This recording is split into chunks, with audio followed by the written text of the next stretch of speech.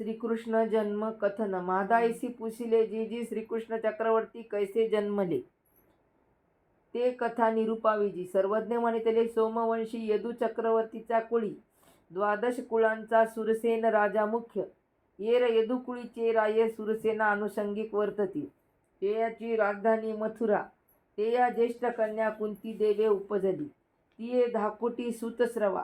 कुंती पंडूरायाशी दिदली. सुतस्रवा दमघोषाशी दिदली.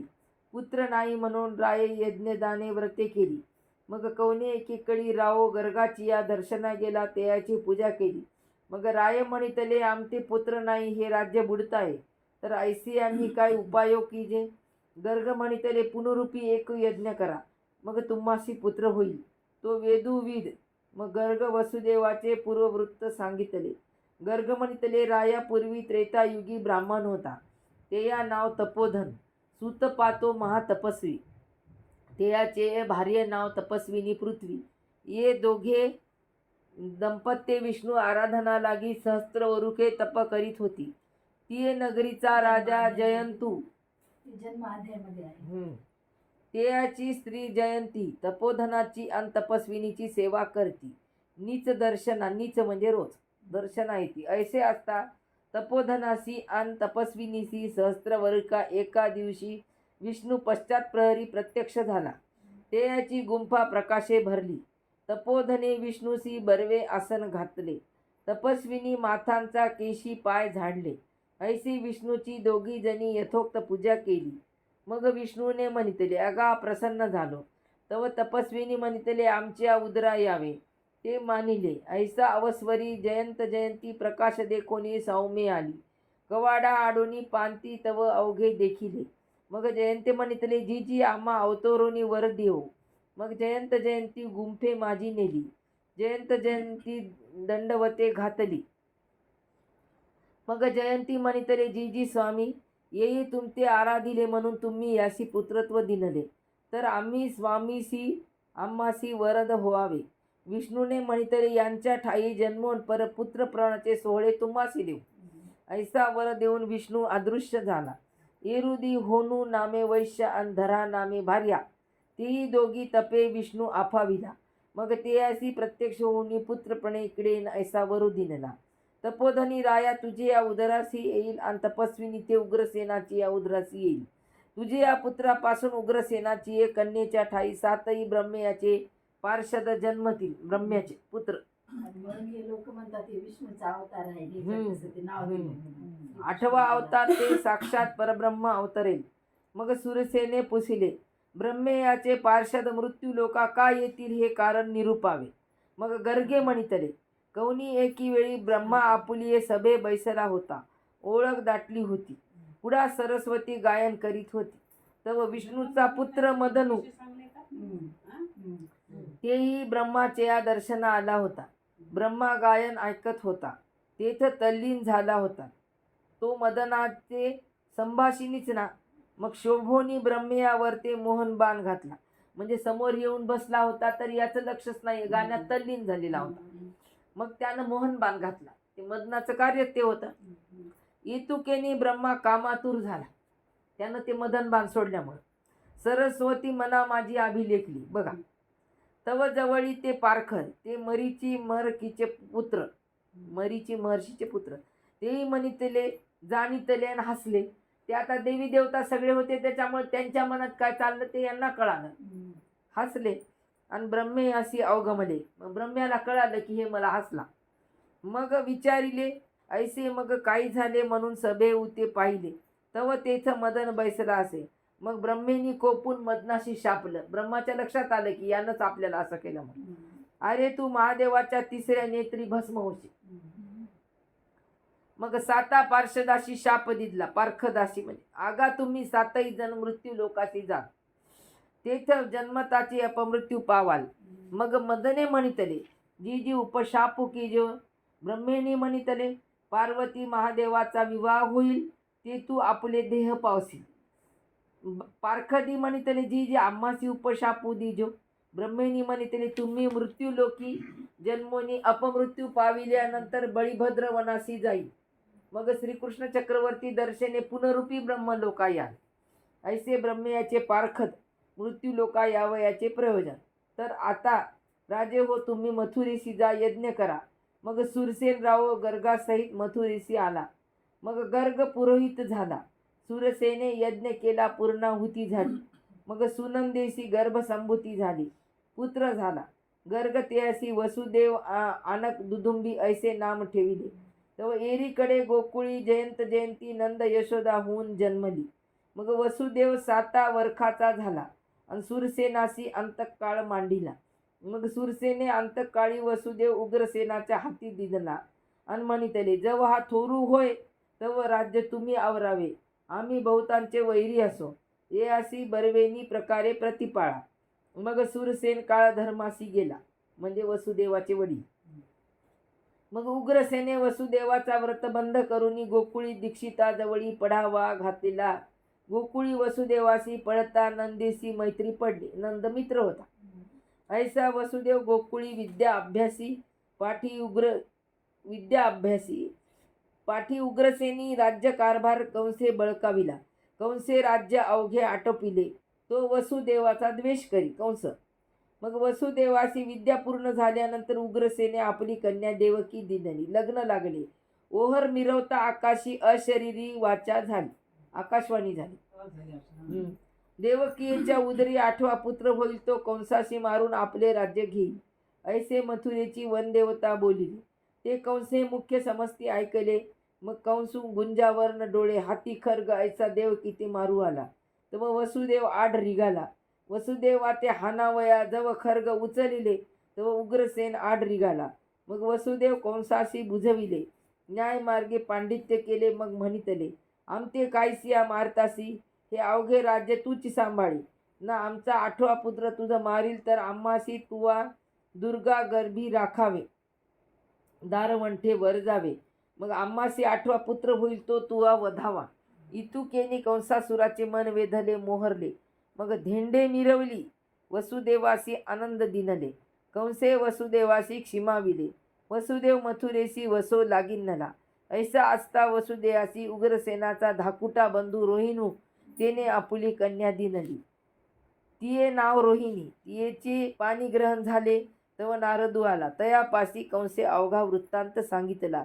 नारदे म्हणितले, 8वा पुत्र अनुक्रमे व्यतिक्रमे की अनुक्रम व्यतिक्रमे भंगे, हे देवता वाणी कवना जाणावे. ऐसे सांगो नारदू गेला. मग कंसे वसुदेव देवकी सुवर्णाची या साखळा करुणी बंदीशाळे घातली. तो उग्रसेने म्हणितले, अरे कंसा, येसनी अपकीर्ती माथा का घेतोसी? भवितव्य ते ब्रह्मादिका न चुके. तो कंसे म्हणितले, देवकीचा पुत्र तो मज काळू, म्हणून ययासी जव पुत्र होय तो मी बांधवडी घालीन. उग्रसेने म्हणितले, रायासी बांधवडी घालून राज्य करणे हे निके नव्हे, कुळाशी बोल लागेल. मग कंसे कोपोनी म्हणितले, अरे अरे यया तेही नेऊन बंदीशाळेशी घाला. ययाची म्हातारपणे बुद्धी चळली स्वतःच्या बापाला. मग उग्रसेनाशी बंदीशाळे घातले. ऐसा हा आगवा वृत्तांत यदुकुळीचे राये तेही ऐकला. मग सर्व दळेशी चाली केली. मथुरेशी कंसावर आले. कंस युद्ध करावया बाहेरी निघाला.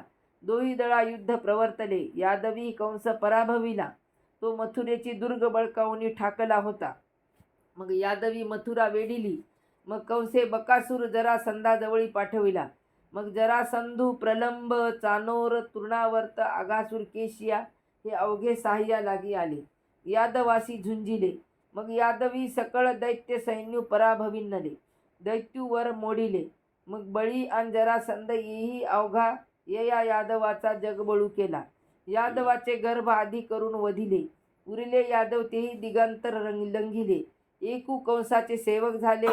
उद्धवदेव, कृतवर्मा, अक्रूर येही आपुलाली छत्रे सिंहासने टाकून कंसाशी शरण रिगाले. ऐसी नी यादवी पृथ्वी झाली. यानंतरे कंसासूर मथुरेशी सुखे राज्य करू लागला. मग आपुले बंधू काकू, बकू, पुतना, केशिया तेही मथुरेशी आणली. रायाची राजधानी होती ती दैत्याची झाली. महादाईसी म्हणितले, जी जी कंस उग्रसेनाचा पुत्र, तर काळू, बकू, पुतना, केशिया ये कंसाची कैसी भावंडे? सर्वज्ञ म्हणितले, कंस तो दुर्मूल दैत्याच्या वीर्यापासून झाला. ते या दुर्मल्लाची ती हे आपत्ती. ती कंसाचे बंधुवर्ग. जी जी कंस दुर्मलापासून कैसा जन्मला. सर्वज्ञ म्हणते उग्रसेन राव एकुदी विहाळीये निघाला. तो दुर्मल्ल दैत्य उग्रसेनाची निवेखे. उग्रसेनाची राणी येसी व्याभिचरला. मग आपुले रूप प्रगट केले. तर राणीया म्हणितले पापिया चांडाळा, माझे पातिव्रत्य भंगले तर परमेश्वर तुझा आणि तुझ्या वंशाचा निपात करी, ऐसा शापिला. मग तो दैत्य आपुल्या स्थाना गेला. तदनंतरे कंसासूर जन्मला.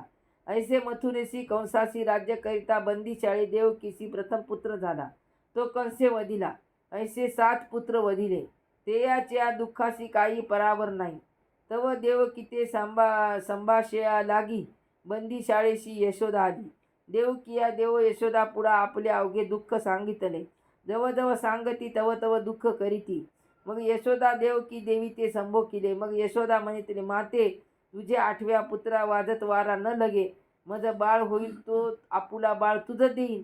ऐसे बोलून यशोदा आपुल्या स्थाना गेली.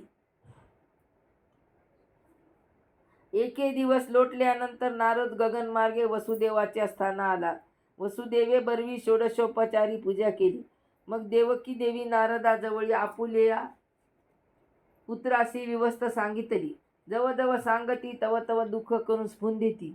माझे 7 पुत्र कंसे वधिले, तेने दुःखे अनेविन्न झाले. पर माझा 6वा धावा कौनी न करी. नारद म्हणितले माते, तुझा उतरी आता भुभारू हरणा कारणे आणि साधुजना पाळावया कारणे परब्रह्म अवतरेल. ऐसे सांगून नारदे पाठविणी मागितली. मग अदृष्ट झाला. मग वैकुंठ विष्णू जवळी गेला. मग सांगू लागला, जे तुमची भक्ते कंसे गांजिल्ली तया ते 7 गर्भ कंसे वधिले. तर तेथ तुम्ही अवतरावे, कंस वधावा, दैत्य निर्दाळावे, साधुजन पाळावे. हे वचन विष्णू मानिता झाला. मग नारदू तेथून निघाला. तव दैत्य दानव दुष्ट पार्थिव भारे पृथ्वी आंदोलयमान झाली. ते गोचा वेकू धरून ब्रह्मे अशी शरण गेली. पृथ्वीवर भार झाला दैत्याचा. खूप तिला त्रास होऊ लागला म्हणे या दैत्याच्या वागण्यात. मी नारायणासी ब्रह्म्याची. मग ती ब्रह्म्याकडे गेली. मग ब्रह्मे म्हणितले, मी नारायणासी अभ्यर्थीन, तुमचे प्रयोजन होईल. तुम्ही आपुल्या स्थाना जावे. मग आपुल्या स्थाना गेली. मग हरिहर ब्रह्मादिक क्षीर समुद्राची या तीरासी गेली. तेथोनी नारायणाची स्तुती करू लागिले. तेथ अपौरुषी वाचा झाली, तुमचे कार्य होईल. मग ब्रह्मादिक आपुलाले स्थाना गेले. मग नारायणे भैरवाची स्तुती केली. भैरवी अभय दिनले. मग भैरवी विश्वरूपेची स्तुती केली. तेने अपौरुषी वाचा झाली. मग विश्वरूपा आपुल्या स्थानीहून बद्रिकाश्रमासी आली. तेथ श्रीकृष्ण चक्रवर्ती हंसरूपी राज्य करीत होते. ते अशी विनविले, जो तुम्ही कर्मभूमीशी अवतरावे, दैत्य सहारून साधुजन प्रतिपाळावे. तपोधनाशी जो विष्णूने दिनरावर तो सिद्धी न्यावा. विष्णूची लक्षणे अंगीकारावी, ऐसी विनवणी केली. ती विनवणी हंस अवतारे स्वीकारिली. विश्वरूपा ब्रह्मे अशी आज्ञा केली. देवकीच्या 8व्या गर्भा विष्णू येत असे. तो गर्भ रोहिणीचे उदरी घाला. आणि रोहिणीच्या उदरी विष्णूची योगमाया गर्भा येत असे ते यशोदेच्या उदरी घालावी. ती योगमायेशी आज्ञा करावी, जे तुम्ही वसुदेवा संगाते जावे. ऐसी गगनगतवाणी ब्रह्मेनी ऐकली. मग तेने तैसेची केले. देवकीच्या गर्भ रोहिणीचा उदरी घातला. तेथ जव विष्णू अवतारात व चैतन्य बळीभद्र रूपे अवतरले. रोहिणीशी 9वा मास लागला. तव गोकुळाशी नंदाच्या घराशी पाठविली. तेथ ती अशी प्रसूती झाली. तदनंतरे 9व्या दिवसा देवकीच्या गर्भाशी 9 मास झाले. तव एरीकडे यशोदे जियेची दिवशी देवकी देवी प्रसूती होईल. तियेची दिवशी कंसे थोर निर्वंडी केली. दारी पिंपळावरी वेताळ कंकाळ हे दोघे रक्षणा ठेवले. तेथची दारी वायू वेखे तृणावर्त ठेविला. तेथची खर काकू हे दोघेही ठेवले. तयाशी आज्ञा केली, लेकरू उपजताची थोर यत्ने राखावे, अथवा सामर्थ्य केऊ ते जाईल जावो ने द्यावे. मग कंस राणी वसा गेला.